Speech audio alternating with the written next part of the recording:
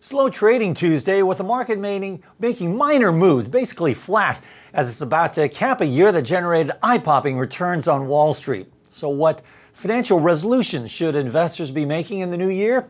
Well, let's go to Birmingham, Alabama for some answers, where we're joined by Greg Powell. He's president of Plan Partners. Welcome and Happy New Year's Eve, Greg. Happy New Year.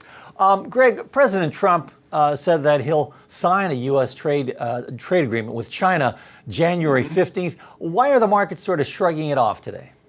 Well, at this particular time, of course, year-end, people are, really not as interested. They're closing out any positions that they may want to take some profits on. But in addition to that, the markets have kind of just gotten used to that rhetoric. They're waiting to see when it does happen. And if it does, I think that'll be a big positive for corporate America to start saying, hey, we now understand the rules a little bit better in the game. And so we will start investing back into our own corporations or opening up more trade if possible. Well, Greg, it's been a huge year for stocks. The S&P 500 returning 28% so far this year with, just 2 hours left. Sure. But many individual investors didn't participate in this rally. A lot of corporate buybacks pumped up stocks. What one or two financial resolutions do you think investors should be making in 2020? Well, I think one of the themes is the word anxiety. And here's where I'm coming from. What a difference a year makes, what a difference a decade makes. And yes, this could be the roaring 20s 2.0, and pun intended on the 2.0. The reason I say that, Fred, is that, this time last year, we were worried about volatility in the market. The markets were trading down. Here we are now with this year in 2019. If you look at the decade, as we started it, we had unemployment at 10%. People said at best we'd get to 5%. Interest rates, were around the 4% range. Look where we are today. The point I'm making is there's a lot of noise. There's a lot of rhetoric out there. But the reality of it is, if you've got a financial plan and managing your portfolio to the plan, it should reduce your anxiety about this market volatility and all the issues that are out there. So you're saying, number one, stick to your financial plan. Absolutely. Yeah, very much so. Everyone,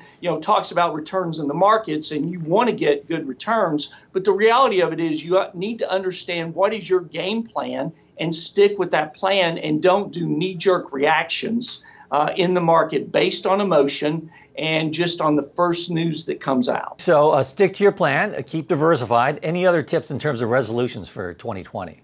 Well, I just can't emphasize enough that, knowledge is very powerful. And if you're managing your portfolio to the plan and sticking with it, that is key to a successful game changer in reaching your goals.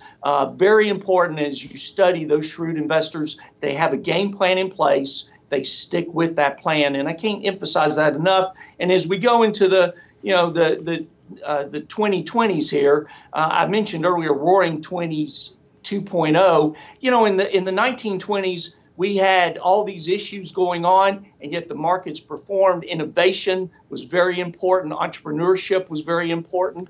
And despite all the obstacles, the noise that was out there, we had really good performance. And we're seeing some of the similarities. I think Mark Twain said it, history doesn't repeat itself, but it sure does rhyme. Lastly, Greg, when you say stick to your game plan, are you saying stick to your asset allocations and rebalance? Absolutely, on a regular basis, yes, as need be. Some people prefer to do it quarterly. Others prefer to do it every year end to see to it that they stay on track. If they have a certain sector of the market in their portfolio that has become a larger position, then they reallocate accordingly. And that's not a bad strategy to do. Okay, thanks a lot for your tips, Greg. Appreciate it. Thank you. Happy New Year. To you too. Our thanks to Greg Powell of Plan Investors joining us from Birmingham, Alabama. I'm Fred Katayama. This is Reuters, and have a happy New Year.